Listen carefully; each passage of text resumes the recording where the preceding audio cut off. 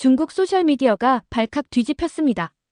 유명 문화 비평가 리웨이가 자신의 블로그에 한국에 대한 충격적인 글을 올렸기 때문인데요. 10년 넘게 한국 문화를 신랄하게 비판해온 그녀가 한국 방문 후 완전히 다른 시각을 드러낸 것입니다. 중국 네티즌들은 리웨이가 한국에 세뇌당했다, 돈을 받고 글을 썼다며 비난하고 있습니다. 중국에서는 최근 몇 년간 한국은 중국인을 무시한다, 한국 상점들은 중국인 출입을 거부한다는 등의 이야기가 SNS를 통해 퍼져왔습니다. 이런 분위기 속에서 리웨이의 글은 더욱 큰 파장을 일으켰죠. 도대체 그가 한국에서 무엇을 보고 어떤 경험을 했길래 이렇게 극적인 변화를 겪은 걸까요? 그의 이야기를 직접 들어보시죠. 제 이름은 리웨이입니다. 베이징에서 태어나고 자란 41세의 문화 비평가죠. 중국에서는 꽤 알려진 인물이에요. 특히 한국 문화에 대한 날카로운 비평으로 명성을 쌓아왔습니다. 베이징 대학에서 문화 인류학을 전공했고 졸업 후에는 여러 매체에 글을 기고하며 문화 비평가로서의 길을 걸어왔어요. 지금은 중국의 유명 문화 매거진 문화조명의 수석 에디터로 일하고 있죠. 베이징의 구름이 잔뜩 낀 겨울날, 저는 사무실 창문으로 스모그에 잠긴 도시 풍경을 바라봤습니다. 제 책상 위에는 방금 완성한 문화 비평 에세이 원고가 놓여 있었어요. 한류의 허상, 상업화된 문화의 위험성이라는 제목이었죠. 편집장의 칭찬을 들으며 저는 의자에 깊숙이 기대었습니다. 한국 문화의 허점을 파헤치는 제 능력은 이미 널리 알려진 사실이었어요. 겉으로는 화려해 보이는 한국 문화, 그 이면에는 과도한 경쟁과 상업주의가 도사리고 있다고 저는 확신했죠. 한국 드라마, 음악, 아이돌, 모두 철저히 계산된 상품일 뿐이라고 생각했습니다. 제 글은 중국 독자들 사이에서 큰 인기를 끌고 있었어요. 많은 사람들이 제가 날카롭게 파헤치는 한국 문화의 이면에 대한 비판에 열광했죠. 사실 저는 한국에 가본 적이 없었지만 그것이 문제가 되지는 않았습니다. 수많은 영상과 기사, 그리고 다른 비평가들의 의견을 통해 충분히 한국 문화의 본질을 꿰뚫어 볼 수 있었다고 자신했어요. 중국 SNS에는 한국이 중국인들을 무시하고 차별한다는 이야기들이 끊임없이 올라왔습니다.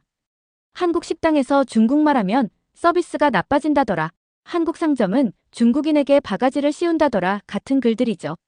저는 이런 이야기들을 제 비평에 적극 활용했습니다. 한국의 위선적인 태도를 비판하는 좋은 소재였으니까요. 그런데 그날 오후, 편집장은 뜻밖의 제안을 했습니다. 서울에서 열리는 국제문화 포럼에 저를 보내고 싶다는 거였어요. 처음엔 거절하려 했죠. 제가 직접 한국에 간다면 오히려 제 비평의 날카로움이 무뎌질 수도 있다고 생각했으니까요. 하지만 편집장은 이것이 제 경력에 큰 도움이 될 것이라며 저를 설득했습니다. 결국 저는 서울행 비행기표를 받아들었어요. 어차피 가서 보게 될 것들은 제가 이미 알고 있는 것들 뿐일 거라 생각했습니다. 상업화된 거리, 경쟁에 찌든 사람들, 겉모습만 번지르르한 문화. 그리고 물론 중국인들을 못마땅해 하는 한국인들의 태도까지. 오히려 그곳에서 제 비평을 뒷받침할 더 많은 증거를 수집할 수 있을 거라 기대했죠. 그렇게 저는 제 고정관념을 단단히 안고 서울로 향했습니다. 그때만 해도 이 여행이 제 인생과 관점을 완전히 뒤바꿔 놓을 거라곤 상상조차 하지 못했어요. 인천공항에 발을 디뎠을 때 첫 느낌은 예상대로였습니다. 모든 것이 너무 정돈되어 있고 사람들은 분주하게 움직이며 벽면을 가득 채운 광고판에는 완벽한 미소를 짓는 아이돌과 연예인들의 얼굴이 빛나고 있었어요. 제 예상대로의 한국이었죠. 공항에서 호텔로 가는 택시 안에서 저는 창밖으로 서울의 풍경을 관찰했습니다. 높이 솟은 빌딩들, 번화한 상점들, 화려한 네온 사인. 모든 것이 제가 비판해왔던 과도한 소비주의와 상업화된 문화를 확인시켜주는 듯 했어요. 호텔에 도착한 후 저는 방에 짐을 풀고 문화포럼 일정을 확인했어요. 내일부터 시작되는 3일간의 일정이었습니다. 시간이 아직 있었기에 저는 서울 거리를 직접 걸어보기로 했죠. 강남 지역의 번화가를 걸으며 저는 제 비평의 증거들을 찾고 있었습니다. 쇼핑몰마다 가득한 사람들, 화려한 간판들, 완벽한 외모를 가진 사람들. 모든 것이 제 예상과 일치했어요. 저녁 식사를 위해 한 식당에 들어갔을 때 중국어로 전화 통화를 하던 저는 주변 사람들의 불편한 시선을 느꼈습니다. 역시 그런 거야. 저는 그렇게 생각했어요. 주문을 하고 음식을 기다리는 동안 저는 노트북을 꺼내 제 관찰을 메모했습니다. 한국인들의 중국인에 대한 태도, 불편한 시선들이라고 적었죠. 다음 날 아침, 저는 문화포럼이 열리는 장소로 향했습니다. 서울의 큰 컨벤션 센터였어요. 첫 발표자가 단상에 오르기 전 제 옆자리에 한 한국인 여성이 앉았습니다. 그녀는 자신을 김하늘이라고 소개했어요. 서울대학교 문화인류학과 교수이자 이번 포럼의 한국 측 조직위원이라고 했죠. 김하늘 교수는 제 글을 읽어봤다며 비판적인 시각이 흥미롭다고 말했습니다. 저는 그녀의 말에 약간 당황했어요. 제 글을 읽었다면 불쾌했을 텐데 오히려 관심을 보이다니요. 혹시 겉으로만 친절한 척하는 건가 의심스러웠습니다. 점심시간, 김 교수는 저를 한국 전통 음식점으로 초대했습니다. 저는 거절하려 했지만 그녀의 진심 어린 태도에 마지못해 따라갔어요. 식당에서 그녀는 한국 음식의 역사와 문화적 의미를 설명해 주었습니다. 솔직히 그녀의 설명은 흥미로웠죠. 하지만 저는 여전히 방어적인 태도를 유지했어요. 식사를 마치고 포럼장으로 돌아가는 길에 김 교수는 내일은 포럼 일정이 없는데 서울 시내를 안내해주겠다고 제안했습니다. 저는 잠시 망설였어요. 이 제안을 받아들이면 오히려 제 비평에 방해가 될 수도 있다고 생각했죠. 하지만 한편으로는 한국인의 안내를 받으며 더 깊이 한국 사회를 관찰할 수 있는 기회이기도 했습니다. 결국 저는 그녀의 제안을 받아들였어요. 어차피 저는 이미 한국 문화에 대한 확고한 견해를 가지고 있었고 그것이 쉽게 바뀌지는 않을 거라 생각했으니까요. 오히려 김 교수의 안내를 통해 더 많은 증거를 수집할 수 있을 거라 기대했습니다.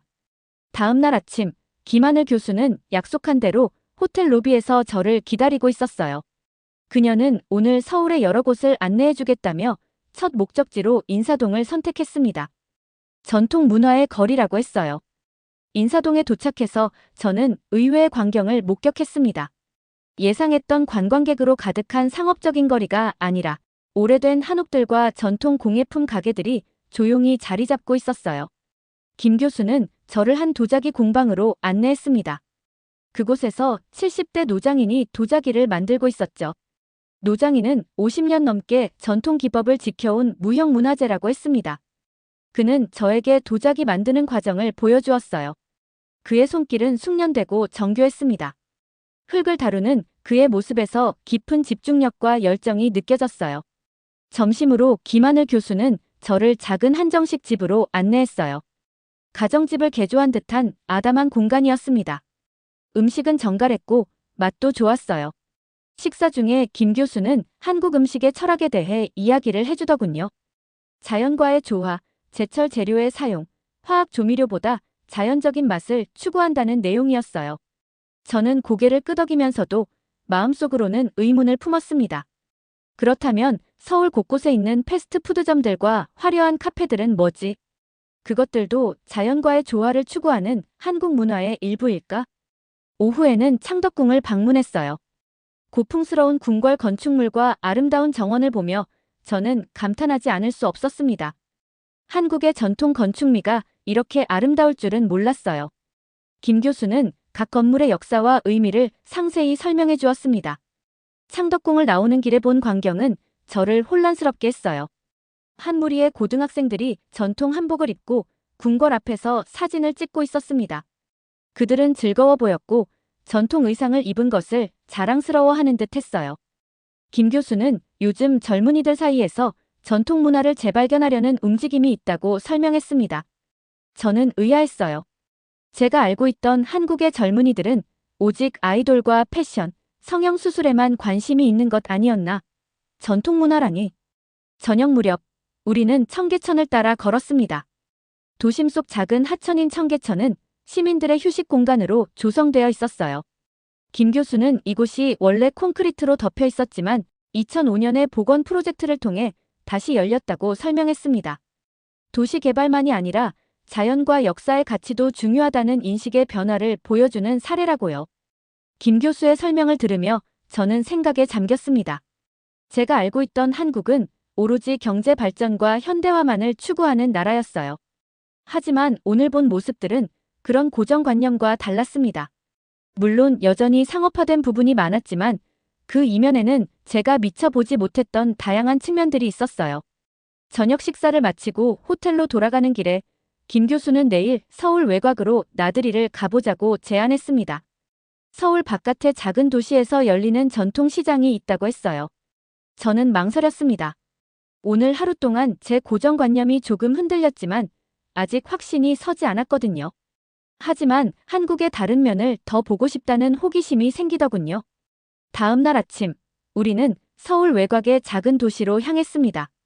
김 교수가 운전하는 차 안에서 저는 창밖으로 변화하는 풍경을 바라봤어요. 고층 빌딩들이 점차 사라지고 대신 푸른 산들과 작은 마을들이 나타났습니다. 약 2시간 정도 달린 후 우리는 작은 시골 마을에 도착했어요.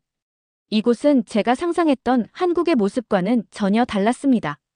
번화한 상점들 대신 소박한 시장이 열려 있었고 화려한 패션의 젊은이들 대신 소박한 옷차림의 주민들이 오가고 있었어요. 김 교수는 저를 시장 안으로 안내했습니다. 시장은 활기찼고 다양한 농산물과 수공예품들이 진열되어 있었죠. 이곳에서 제가 본 한국인들의 모습은 서울에서 본 모습과 완전히 달랐습니다. 사람들이 서로 인사를 나누고 이야기를 나누며 웃음을 나누고 있었어요. 경쟁과 스트레스에 찌든 모습이 아니라 여유롭고 따뜻한 분위기였죠. 시장을 둘러보는 동안 한 작은 장면이 제 시선을 사로잡았습니다. 한 젊은 상인이 옆 가게 노인의 무거운 상자를 옮겨주고 있었어요. 그리고 다른 한편에서는 할머니가 이웃 가게에 손님이 몰리자 자기 일을 잠시 미루고 가서 도와주고 있었습니다. 점심시간이 되자 여러 상인들이 음식을 나누어 먹으며 웃고 떠드는 모습도 보였어요. 김하늘 교수는 이것이 정이라고 설명하더군요. 한국 문화의 핵심 가치 중 하나인 정은 서로에 대한 깊은 관심과 배려, 그리고 연대감을 의미한다고 했어요. 서로 돕고 나누며 공동체를 형성하는 깊은 인간적 유대감인 거죠. 도시에서는 점점 희미해지고 있지만 이런 시골 마을에서는 여전히 강하게 남아있는 한국 문화의 핵심 가치라고 했어요. 저는 그 말을 듣고 생각에 잠겼습니다.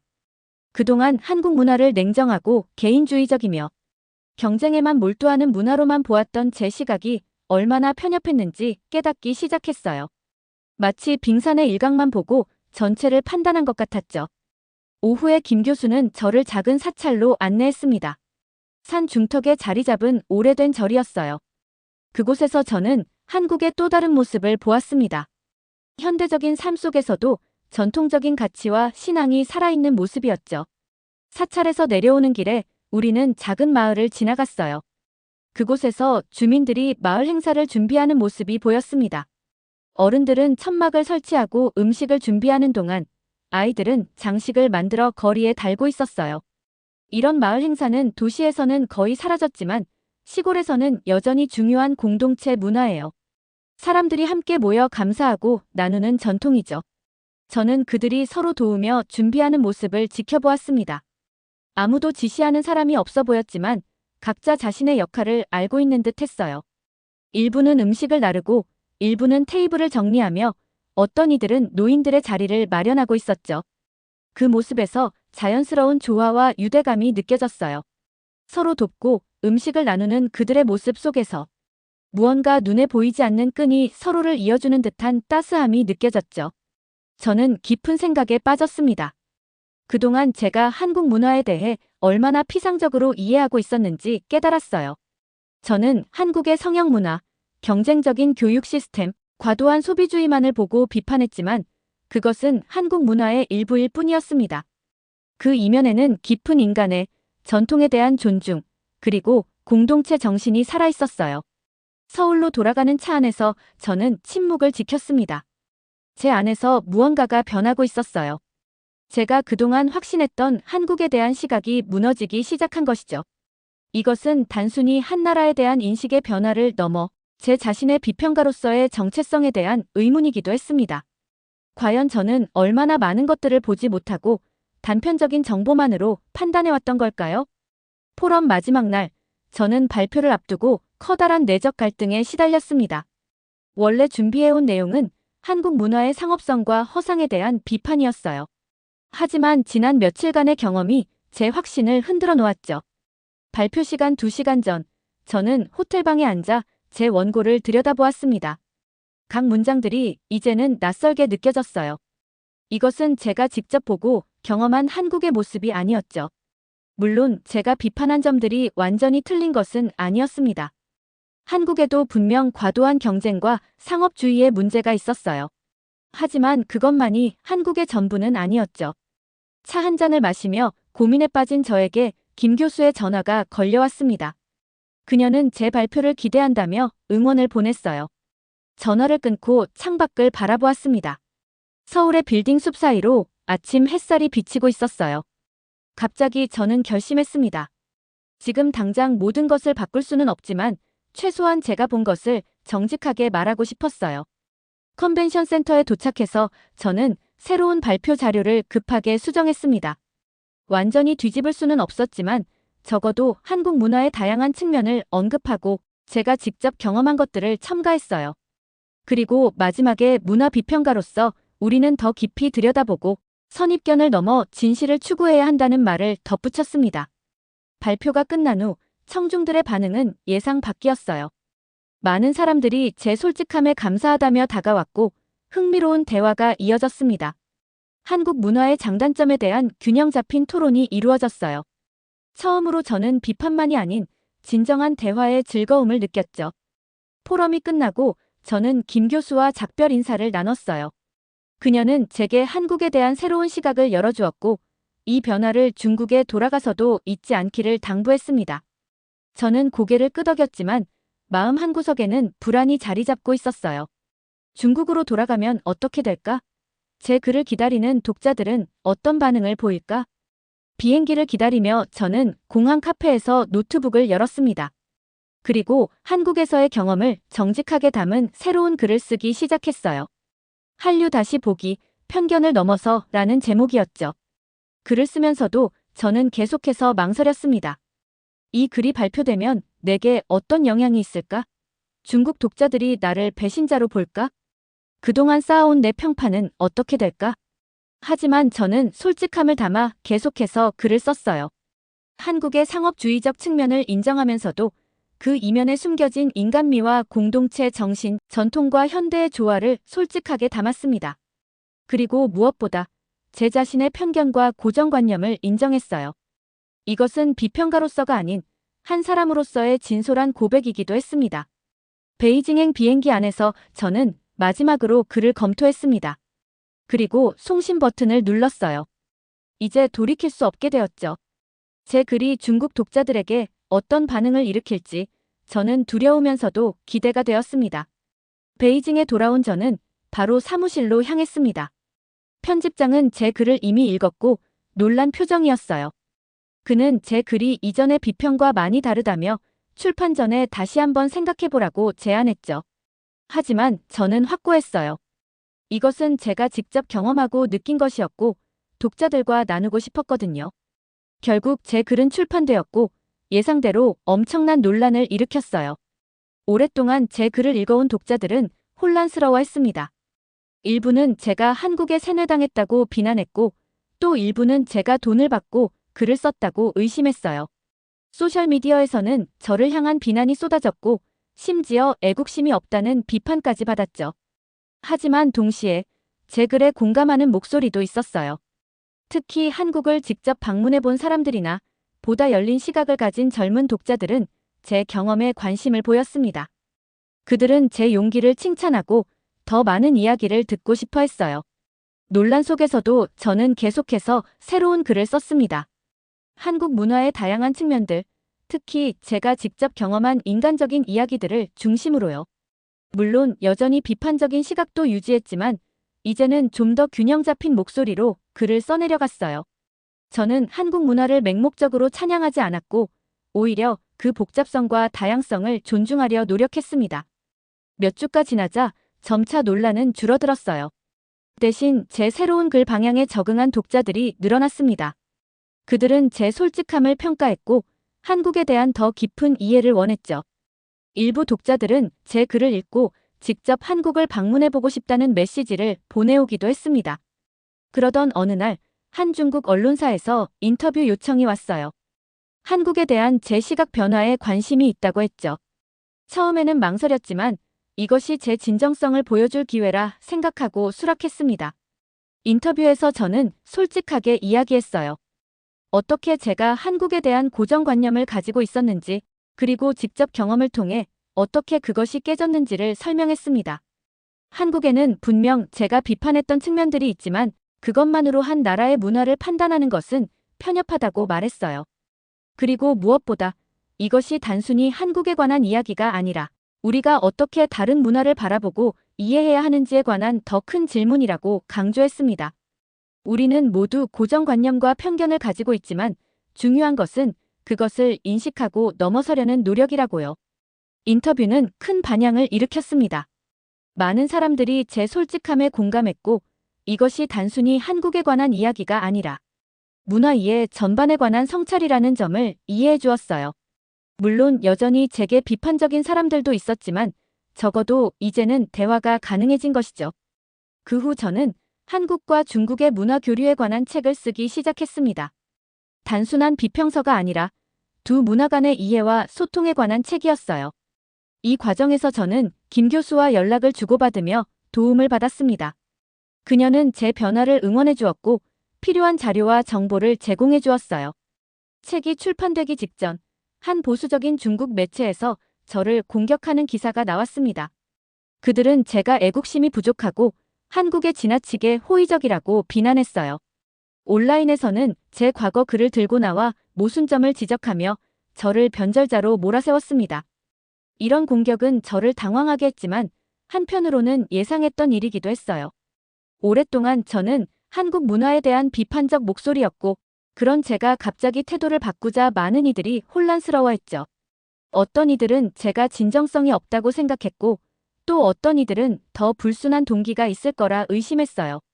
특히 온라인에서의 비난은 매섭고 개인적이었습니다. 제 사생활이 파헤쳐지고 과거 발언들이 맥락 없이 인용되었어요. 심지어 제 가족까지 공격의 대상이 되었습니다. 이런 상황에서 저는 때로 의기소침해지고 제가 한 선택이 후회가 되기도 하더군요.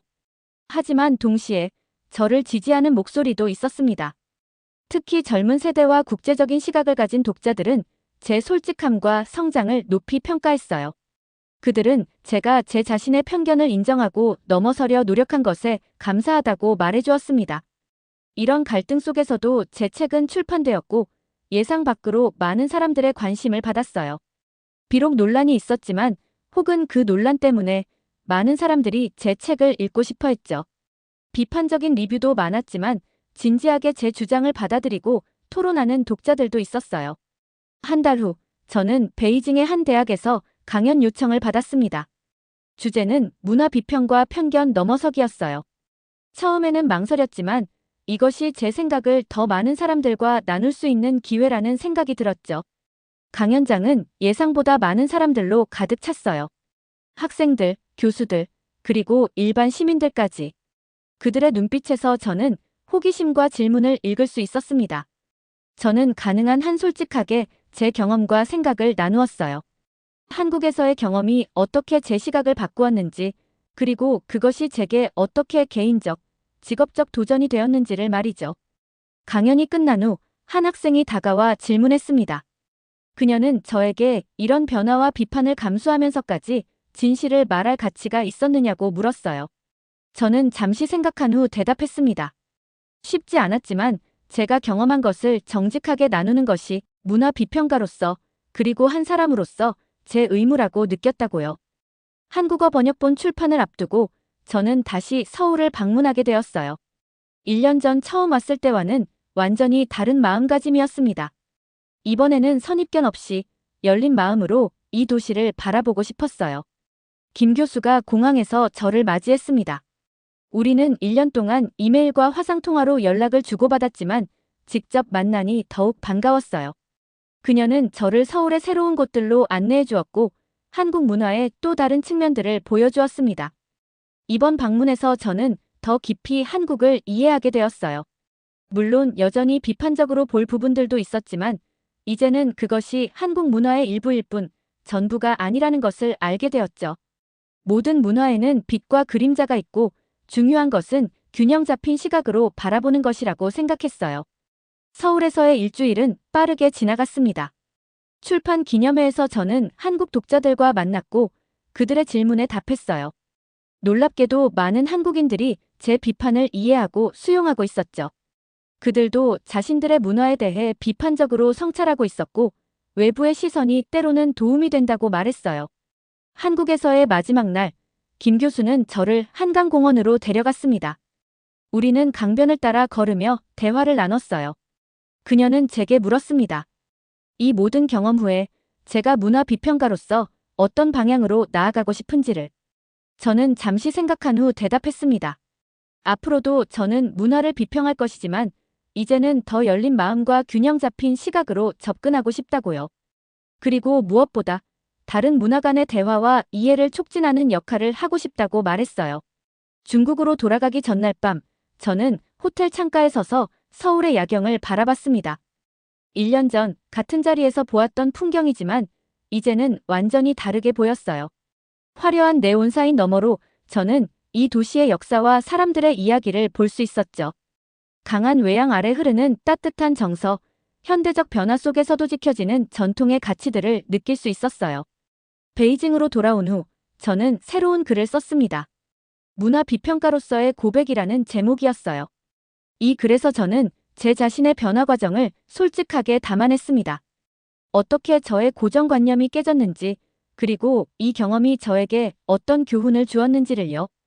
이 글은 중국에서 큰 이슈와 논란이 되었습니다.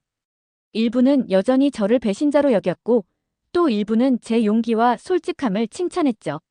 소셜미디어에서는 격렬한 토론이 벌어졌고, 제 이름은 한동안 뜨거운 키워드였어요. 하지만 이제 저는 이런 논란에 크게 신경 쓰지 않았습니다. 제가 진실이라고 믿는 것을 말했고, 그것으로 충분했으니까요. 비판을 받더라도 적어도 저는 제 자신에게 정직했어요. 중국 소셜미디어는 여전히 가끔 저의 변절에 대해 이야기합니다. 때로는 제 의도가 왜곡되고 제 말이 잘못 인용되기도 하죠. 하지만 이제 저는 그런 것들에 크게 신경 쓰지 않게 되었어요. 제가 진실이라고 믿는 것을 말했고 그것으로 충분합니다. 한국과 중국 두 나라는 앞으로도 많은 문화적 교류와 갈등을 겪게 될 것입니다. 때로는 서로를 오해하기도 하고 때로는 서로에게 배우기도 하겠죠. 그 과정에서 중요한 것은 열린 마음과 진실한 대화를 통한 소통이라 생각해요. 고정관념을 넘어서 서로의 문화를 있는 그대로 바라볼 수 있는 시각이 필요한 거죠. 더불어 제 이야기가 그런 이해와 대화의 작은 기여라도 할 수 있다면 제가 겪었던 모든 어려움과 비판은 충분히 가치 있었다고 생각합니다. 문화 비평가로서 그리고 한 사람으로서 저는 계속해서 배우고 성장할 겁니다. 그리고 그 여정에서 만나게 될 다양한 문화와 사람들을 열린 마음으로 맞이할 준비가 되어 있어요.